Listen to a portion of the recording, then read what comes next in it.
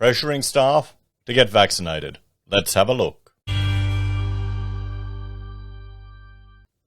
Hello everyone, Florian.heise here, and welcome to another episode of HeiseSays. Grab your stein of coffee. We're going to have a look at this article from Yahoo Finance written by Jessica Young. It's about the New South Wales Premier urging bosses to pressure staff to get vaccinated. Now we're going to see more and more of this rhetoric coming out there, this discussion, this dialogue, this push that businesses should push their staff or encourage their staff to get vaccinated. And then, I'd bet a carton that eventually you're going to start seeing calls for mandatory vaccination or no jab, no job. We're already in a society that mandates vaccinations for large portions of our health sector, our childcare sector, our disability care sector, our aged care sector. So you got a lot of people that are putting up with it day to day. And we already withhold welfare to those people who conscientiously object or just don't vaccinate their children. So I can't see it as being a big step, everyone. It's not going to be a culture shock to me to see if people in Australia are calling for it. Don't get me wrong. I'm not advocating for it, but I'm not going to be surprised given what Australia seems to be like right now these days, this time frame. Maybe in a different timeline, but it doesn't feel like it. Let me know your take on it, guys. Do you think I'm way off the mark? And are people going to rise up? Or, sadly, this is just the inevitable. So, business owners should pressure employees into getting jabs in the arm, the New South Wales Premier believes. Well, there's also an understanding. You've got to think, as a business owner, you're incurring all this cost for sick leave for your staff. So you've got an incentive to ensure that they are healthy, fit, that they're not going to have any risk of being hospitalized. And this is just in general. So how many people, do you think discriminate based on obesity? Won't hire fat people. Either some of the stereotypes that they're concerned with, or that it's to do with the potential risk for suffering illness even worse, regardless of all of this COVID stuff. I think there's a lot of unwritten concern there, but we'll have to see. We'll have to see if this starts coming to the forefront. Because if you can discriminate against the COVID jab, what else can you discriminate against? We're going to open it all up.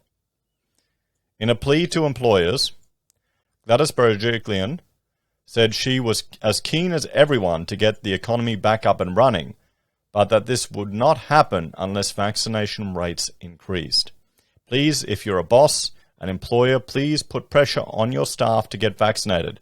We're doing that. We need you to help us, Berejiklian said. And here's the thing.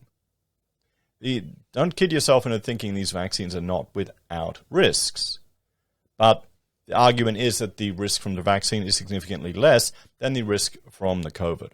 And that's a decision people need to make, an informed decision. They need to look at it all. And do you want to take a 1 in a million chance risk of dying if you're taking the AstraZeneca, which seems to be, sadly, another woman's pass, which seems to be what's happening, or the risk of COVID? Then we've also got the long-term implications of both. What are you more worried about? So we really are calling for business and industry to help us get your staff vaccinated, even if they're not allowed to work now, because chances are we can have them back sooner once they've had their vaccinations, and that's a fact. The more jabs in the arm and the faster the spread is reduced, the more certainty businesses will have in moving forward, she added. Unless you fix the health aspect, the economy will continue to suffer. New South Wales is currently in an extended lockdown that will last until at least the 28th of August, as embattled state health authorities scramble to trace hundreds of new cases announced each day. More than 4 million doses of COVID-19 vaccine have been administered in New South Wales, and Berejiklian has outlined a target of 6 million jabs by the end of the month. New South Wales has also grants of up to $100,000 for businesses forced to shut due to the protracted lockdown. But there are reports that Service New South Wales staffing shortages have left businesses waiting days and weeks to receive the grants. And I'm seeing that from people in the comments. And Delays, waiting on messages. We're reading articles where this is happening. Companies join the vaccine rollout. Major organizations have joined efforts to have more of the population vaccinated, including some of Australia's largest employers. Supermarket giant Woolworths and Coles have secured priority access to the Pfizer vaccine. Okay, so I had a viewer contact me. His wife has an illness, so they're at risk, asking me how I managed to get the vaccine so quick. It was luck. And maybe I should get a job at Coles or Woolworths. Why are they getting priority for Pfizer? I guess for their frontline staff. Okay, so they're essential workers. So if they're considered essential workers, how are they going to be different than the healthcare workers, where it's mandatory for vaccinations?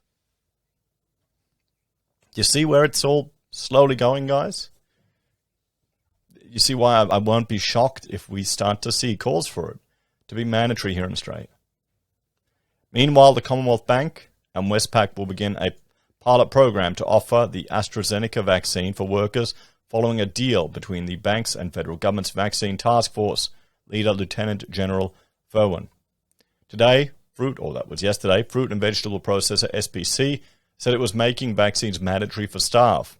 Employees and contractors have 6 weeks to schedule their first vaccine dose or be prevented from coming to work. Well, there you go. That's pretty significant move. And people are praising SPC. Of course, it's the standard people you'd expect on Twitter, but there you have it. According to a ruling by Drug Monitoring Agency, Therapeutic Goods Administration, it's permissible for businesses to offer cash for jabs, but they must have both doses. Okay, so, oh boy. So what, you get double? What if you get the Pfizer and the AstraZeneca? There you go. Cha-ching. Community centres such as sports centres, churches, temples, and even a Westfield shopping centre in Brisbane's north have turned into vaccine hubs as the national vaccine rollout picks up pace. So $300 to get a jab, Labor's plan dismissed by the PM. What? So ScoMo didn't bite. That might be enough. Do you think that $300 could be enough for Labor to win the election? If enough people get vaccinated. How many people would honestly just vote for Labor just to get the $300? No confidence in either. No. How many people are politically apathetic, don't care, don't even care about the policies? The $300 might be enough. You don't need that many to swing an election, guys. Maybe that's the only point of difference. Oh. Earlier this week, opposition leader Anthony Albanese said a one-off payment of $300 would incentivize more Australians to get the jab. I don't think it will. I really don't think it will. I think it'll just encourage more people to vote for Labor. The plan would cost $6 billion if everyone was vaccinated and $5 billion if just 80% of the population were. It's not that much. But that's a small amount compared to the $2 billion a week that these mass lockdowns are costing our national economy, he told the Today Show on Tuesday. Yeah, I mean, he's completely right there. If you spend, even up it, just give everyone $1,000 a week, stuff it. Oh, no, sorry, $1,000. There you go. This is something that we need to do. We need to get our vaccination rates up. While Australian doctors have backed the scheme, and Berejiklian has said she is open to it, Prime Minister Scott Morrison has dismissed the plan. This is a serious public health crisis. It's not a game show. Morrison told reporters in Canberra. Well, I mean, he's right there. That is, it's a pretty funny response. If they do have hesitancy about vaccines, I'm not going to pay them off. I'm going to pay for a GP to sit down with them and work through their concerns, which is what I've already done. Well, yeah, it's probably a little bit more measured response there from ScoMo, but hey, money or work. What do you think, everyone? Are you surprised at these calls to urge bosses to pressure staff? Let me know in the comments, guys. What's the solution to this? Well, I don't know if there is one. Perhaps highlighting your concerns about the growing demand for this. But I don't know if it's not going to become mandatory. Just because of the fact that we've got so much already. We're already willing to deny welfare to people and limit the access of children to services based on vaccination status. That's Australia today, guys. As always, thanks for watching. Like, share, subscribe to the channel. Let me know your thoughts and opinions on that one in the comments down below. Well, actually, here's the solution, guys. Become politically active. Don't be apathetic. Maybe a bit late now, but not for future generations. Anyway, if you're a fan, you enjoy the content, there are a few ways you can support us. You can join us on YouTube or Patreon. Sign up for SelfWealth or Stake. Use our affiliate links at Amazon, eBay, Independent Reserve or AussieBroadband.